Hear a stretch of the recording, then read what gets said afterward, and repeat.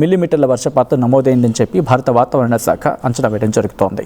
దాంతోపాటు Andhra Pradesh state disaster management authority కూడా react అయింది. Andhra Pradesh state disaster management authority కూడా ఇప్పటికే అలర్ట్స్ని ఇస్తున్న క్రమం. ఇంతకీ Andhra Pradesh state disaster management authority ఏమంటోంది?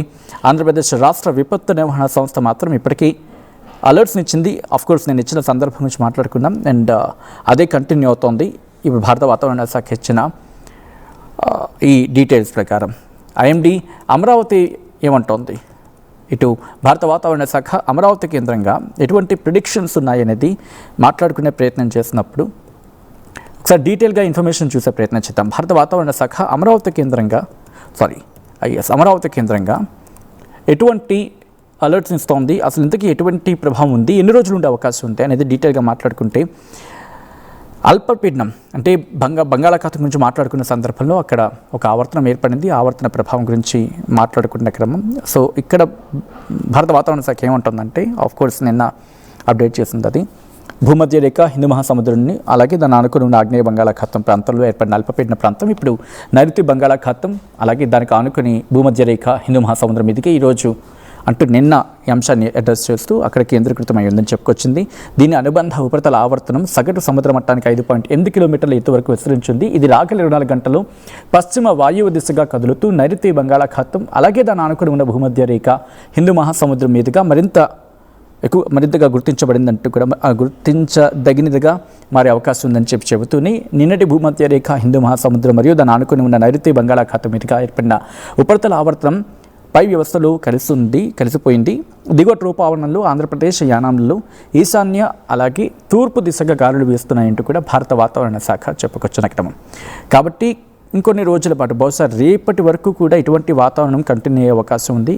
కాస్త కొన్ని ప్రాంతాల్లో తేలికపాటి నుంచి మోస్తరు వర్షాలు, ఇంకొన్ని ప్రాంతాల్లో భారీ వర్షాలు, ఇంకొన్ని ప్రాంతాల్లో చిరుజల్లులు, ఇంకొన్ని ప్రాంతాల్లో ఉరుములు మెరుపులతో కూడిన వర్షాలు పడే అవకాశం ఉంది. కాబట్టి కాస్త జాగ్రత్తగా ఉండే ప్రయత్నం చేయాల్సిన అవసరం అయితే కనిపిస్తోంది. మీ ప్రాంతాల్లో ఎటువంటి వాతావరణం ఉందనేది కమెంట్ చేసే ప్రయత్నం చేయండి. So that it will be useful for అస్.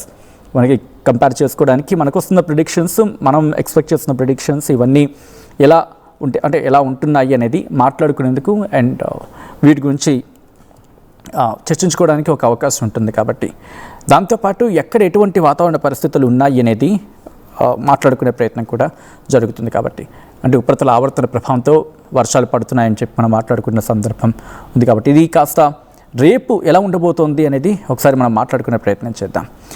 బహుశా రేపటికి ఇది వెదర్ ప్రిడిక్షన్ గురించి మాట్లాడుకున్న సందర్భంలో కాస్త రేపు కొంచెం మళ్ళీ ఆంధ్రప్రదేశ్కి తీరానికి దగ్గరగా వచ్చే అవకాశం కనిపిస్తోంది. ఎందుకంటే ప్రస్తుతం ఇది నైరుతి బంగాళాఖాతంలో ప్రారంభమయ్యి తర్వాత వాయువ్య దిశగా వెళ్ళి అక్కడి నుంచి మళ్ళీ ఈశాన్యం వైపు వెళ్ళి ఈశాన్యం నుంచి డైరెక్షన్స్ వెళ్తూ చెన్నైకి దూరంలో కాస్త కేంద్రీకృతమై ఉన్న పరిస్థితి ఉంది.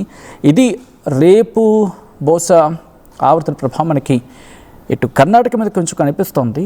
అట్ ద సేమ్ టైం ఆ తర్వాత ఇది కాస్త వీకెన్ అయ్యే అవకాశం ఉందనుకోండి, అతిశక్తి లేదు. బట్ ప్రభావం కాస్త మనకి తెలంగాణ మీద అక్కడక్కడ కనిపిస్తోంది. బట్ రేపు మధ్యాహ్నం తర్వాత ఇది కాస్త తీరానికి దగ్గరగా వస్తూ కాస్త దూరంగా వెళ్తుంది. అంటే ఈ పోర్ట్ బ్లేయర్ వైపు వెళ్ళిపోతుంది. అండమాన్ నికోబార్ ఉంది కదా, అటువైపు వెళ్ళిపోతుంది. కాబట్టి ఇది బంగాళాఖాతంలో ఓకే రేపు కాస్త ఈవినింగ్ ఆ టైంలో ఇది ఇంపాక్ట్ చూపించే అవకాశం కనిపిస్తోంది. అంటే రేపు ఈవినింగ్ కానీ ఎల్లుండి మార్నింగ్ కానీ. బట్ పెద్దగా భయపడవలసిన అవసరం లేదు అలా అని చెప్పి పూర్తిగా కొట్టిపారైతే, ఎందుకంటే దాని ప్రభావం కొన్ని చోట్ల ఉండే అవకాశం ఉంటుంది. ఒక్కసారిగా అక్కడ వాతావరణం అనుకూలించింది అనుకుందాం, అప్పుడు కాస్త భారీ వర్షాలకు దారితీసే అవకాశం ఉంటుంది. ఉరుములు మెరుపులతో కూడిన వర్షాలకు కూడా పడే అవకాశం ఉందని చెప్పి ఆయా ప్రాంత ప్రజలకి ఇటు భారత వాతావరణ శాఖ ఇప్పటికీ అలర్ట్స్ ఇచ్చింది. కాబట్టి దానికి తదనుగుణంగా నడుచుకొని వెళితే కనుక సరిపోతుంది. అండ్ మీ ప్రాంతాల్లో ఎటువంటి వాతావరణం ఉంది, భారీ వర్షం పడుతుందా, తేలికపాటి నుంచి మోస్తరు వర్షాలు పడుతున్నాయా, మీరు రిపోర్ట్ చూడడం జరుగుతుంది ఆర్టీవీ స్క్రీన్ మీద. ఇది భారత వాతావరణ శాఖ హైదరాబాద్ కేంద్రంగా తెలంగాణకి ఇచ్చిన వెదర్ రిపోర్ట్. దాంట్లో ఏముంటుందో ఒకసారి నేను మీకు చూపించే ప్రయత్నం చేస్తాను. ఒకసారి మీరు చూడొచ్చు. ఇది కొద్దిసేపటి క్రితం భారత వాతావరణ శాఖ ఇచ్చింది. అంటే 21 గురించి మాట్లాడుకున్నాం, బట్ 22 కూడా ఇదే రిపోర్ట్ని భారత వాతావరణ శాఖ ఇచ్చిన సందర్భం. ఇందులో భారత వాతావరణ శాఖ ఏముంటుందనేది డీటెయిల్గా మాట్లాడుకునే ప్రయత్నం చేసినప్పుడు 22వ తారీఖున ఉరుములు మెరుపులతో కూడిన వర్షాలు భద్రాద్రి కొత్తగూడెం తో పాటు ఖమ్మం, నల్గొండ, సూర్యాపేట, మహబూబాబాద్, వరంగల్, హనుమకొండ, జనగాం, సిద్దిపేట, యాదాద్రి భువనగిరి, రంగారెడ్డి, మేడ్చల్, మల్కాజ్గిరి, వికారాబాద్, సంగారెడ్డి, మెదక్, కామారెడ్డి, నాగర్ కర్నూలు జిల్లాల్లో అక్కడక్కడ కురిసే అవకాశం ఉందని భారత వాతావరణ శాఖ అంచనా వేయడం జరుగుతోంది.